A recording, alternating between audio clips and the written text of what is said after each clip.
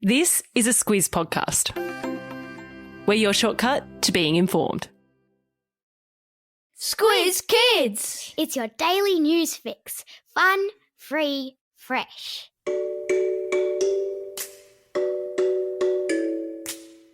Good morning and welcome to Squiz Kids Today, your fresh take on what's happening in the world around you. I'm Bryce Corbett. It's Thursday, May 12. In Squiz Kids Today, Queensland goes under again. Canada's loo-lurking politician. Bye-bye Apple iPod, and the Kings beat the Jack Jumpers. That's what's making news, kids style. The lowdown. And the rains have returned to Queensland. Barely 3 months since the state went underwater in the February floods, the Sunshine State is once again the sodden state as the heavens opened again yesterday. The far north of Queensland copped the brunt of the wet weather yesterday, with the capital Brisbane and the highly populated southeast corner of the state expected to be smashed today. Townsville, which is renowned for its sunny weather and tropical climate, copped more than 230 millimetres of rain in a 6-hour period yesterday, which is a lot. Farmers in the west of the state were cheering the heavy falls there as the Burdekin River in Charters Tower continued to rise, yet the floodwaters towards the coast caused havoc. But it was Brisbane and the Gold Coast that were on high alert last night, with the clouds settling in and heavy falls starting to cause flash flooding. Winds were so strong on the Gold Coast that boats were torn from their moorings and smashed against rocks. Weather experts say that because the ground is still saturated from February's devastating rain bomb, the threat of flash flooding is greater than usual. You know the drill, Queensland Squiz Kids. Stay safe out there.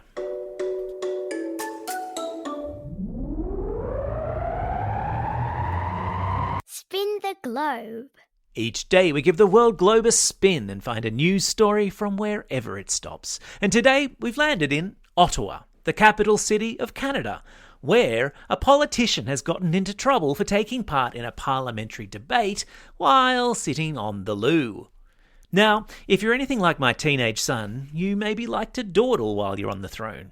Hey, sitting down is comfortable, I get it. But if you were a member of Parliament and you're on a Zoom call taking part in official government business, would it be such a good idea to take your phone with you into the toilet for all to see? Probably not. This latest Canadian loo fiasco follows another Zoom incident last year when a politician was sprung in his undies while taking part in a video conference call.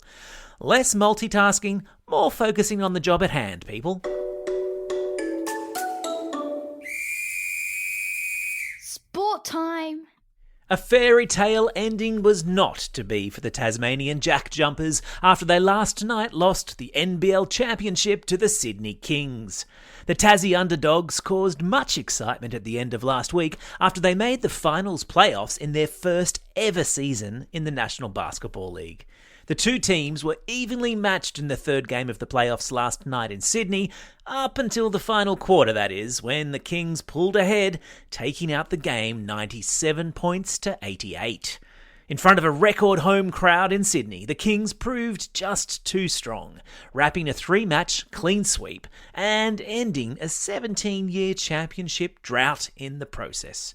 And while the Jack Jumpers didn't go home with the trophy, they can still hold their heads high and will no doubt be welcomed back to the Apple Isle as champions nonetheless.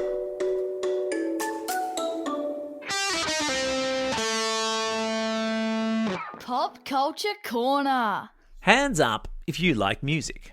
Yeah, of course you do. Maybe you're even one of the hundreds of millions of people who listen to music on an iPod. Back in 2001, when they were first released, iPods were a really big deal. Before then, old folks like me, who wanted to listen to music on the go, used something called a Walkman, which played something called a cassette tape, or they used a Discman, which spun tunes off a compact disc.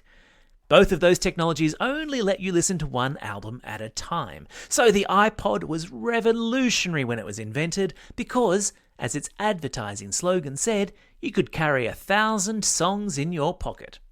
Music industry experts agree that the iPod transformed the way we listen to music. Over the last 21 years, the technology giant Apple has sold 450 million iPods. But ever since the iPhone was invented, more and more people have been getting their music on their phone, and more people are streaming music.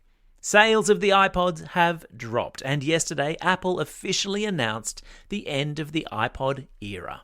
Farewell, little fella, you served us well. It's a Thursday, and that means the next episode of our special 4-part series, The Sensational World of Civics, drops today. The subject of today's episode? What happens in Parliament? Have you ever wondered what our politicians do all day inside that big building in Canberra that you see on the telly every night? Now's your chance to find out. How are laws made? What's the difference between the House of Representatives and the Senate? What is a bill? And why does it have nothing to do with a platypus or a duck? All of these pressing questions are answered in this week's excellent episode, which will play immediately after this if you're listening on an app or is otherwise available on our website, squizkids.com.au. Brought to you in association with our friends at the Museum of Australian Democracy in Canberra, it's a fun, informative romp through the political system that reaches into all of our lives. And with a federal election on the near horizon, it couldn't be more timely. So, don't just sit there, get listening. Time for the Squiz. This is the part of the podcast where you get to test how well you've been listening. Question number 1. Which Australian state is currently copping a drenching with record rainfalls and more flash flooding? Yeah, that's right, it's Queensland. Question number 2. In which country did a politician try to do a video call from the toilet? Yeah, that's right, it was Canada. Question number 3. What's the name of the Apple Music device whose manufacture will be stopped? Yeah, that's right, it's the Apple iPod.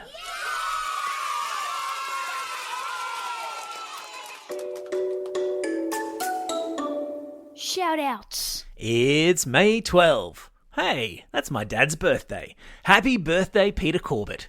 I better get cracking and organise a prezi. It's also a special day for these Squiz Kids celebrating a birthday today. Zoe from Fairfield, Jack from the Gold Coast, Jonathan from Wheelers Hill, Vahin from Oran Park, and Quandale from Tooradin.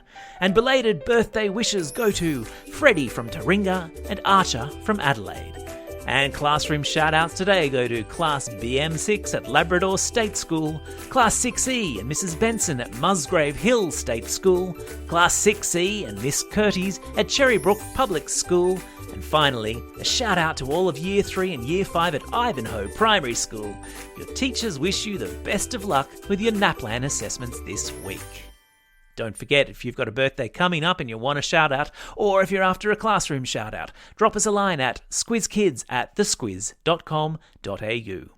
Well, that's all we have time for. Thanks for listening to Squiz Kids today. We'll be back again tomorrow. In the meantime, get out there and have a most excellent day. Over and out.